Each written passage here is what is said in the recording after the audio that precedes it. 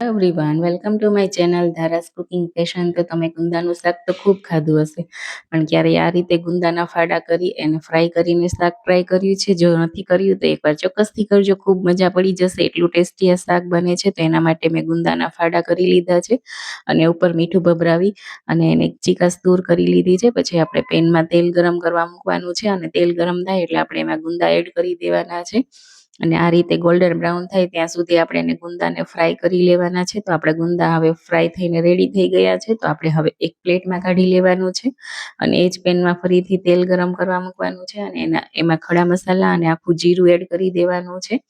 પછી આપણે એમાં આદુ અને લસણની પેસ્ટ એડ કરી લસણ બરાબર સંતળાઈ જાય ત્યાં સુધી કૂક થવા દેવાનું છે અને પછી આપણે એમાં ઝીણી સમારેલી ડુંગળી એડ કરી દેવાની છે અને ડુંગળીને બરાબર એકદમ મિક્સ કરી ગોલ્ડન બ્રાઉન થાય ત્યાં સુધી કૂક થવા દેવાની છે.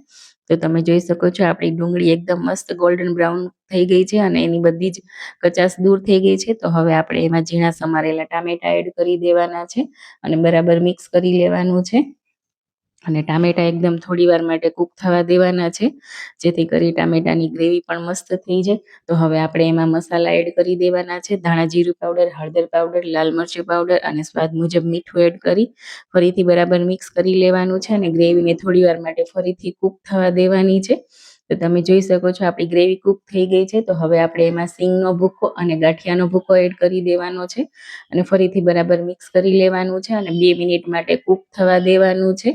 તો તમે જોઈ શકો છો હવે આપણી ગ્રેવી એકદમ સરસ કૂક થઈ ગઈ છે. તો હવે આપણે એમાં ફ્રાય કરેલા ગુંદા એડ કરી દેવાના છે અને ગુંદા એડ કર્યા પછી ફરીથી આપણે એકદમ સરસ મિક્સ કરી લેવાનું છે અને ફરીથી 2 મિનિટ માટે કૂક થવા દેવાનું છે. તો તમે જોઈ શકો છો આપણું શાક કેટલું સરસ દેખાઈ રહ્યું છે અને સરસ મજાનું કૂક પણ થઈ રહ્યું છે.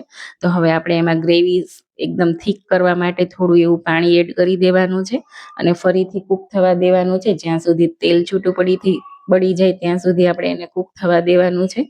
તો તમે જોઈ શકો છો આપણું શાક કેટલું સરસ દેખાઈ રહ્યું છે અને તેલ પણ છૂટું પડી ગયું છે. તો આપણું ગુંદાનું શાક એકદમ મસ્ત રેડી થઈ ગયું છે.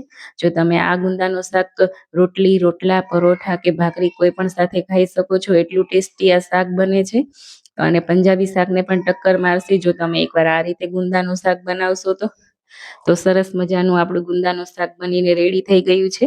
તો અત્યારે ગુંદાની સિઝન ચાલી રહી છે, તો તમે પણ એકવાર ચોક્કસથી આ ગુંદાનું શાક ટ્રાય કરજો, ખૂબ મજા પડી જશે અને તમે પંજાબી શાકને પણ ભૂલી જશો એટલું ટેસ્ટી આ ગુંદાનું શાક બને છે.